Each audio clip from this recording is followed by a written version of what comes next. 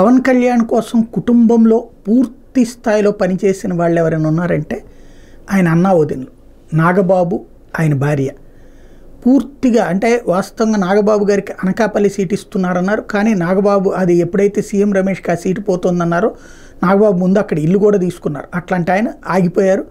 ఆ తర్వాత తను పూర్తిగా అసలు ఇంకే సీటు అడగలేదు. కంప్లీట్గా పిఠాపురంలో తన తమ్ముడిని గెలిపించడం అన్న కసితో పనిచేస్తున్నారు.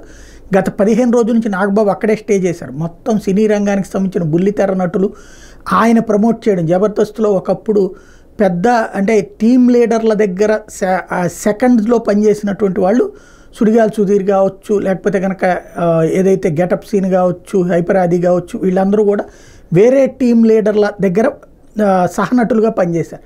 ఇట్లాంటి వాళ్ళని ఎంకరేజ్ చేస్తా నాగబాబు ఆనాడు వీళ్ళనే టీం లీడర్లుగా తయారు చేశారు. వాళ్ళు మంచి నటులుగా పబ్లిక్లో ప్రజాదరణ పొందారు. వాళ్ళందరినీ పిలిపించి ప్రచారం చేయడం దగ్గర నుంచి ఏ నటులైతే వస్తానంటున్నారో వాళ్ళందరినీ పిలిపించి ప్రచారం చేయించి పిఠాపురంలో ప్రతి వీధి వాడ చుట్టేపించినటువంటి పరిస్థితి నాగబాబుది. అట్లాగే నాగబాబు గారి మిస్సెస్ రోజు జనంలోకి వెళ్ళి ప్రచారం చేసి వివిధ ప్రాంతాలని టచ్ చేసి తన మరిది గారిని గెలిపించమని కోరారు.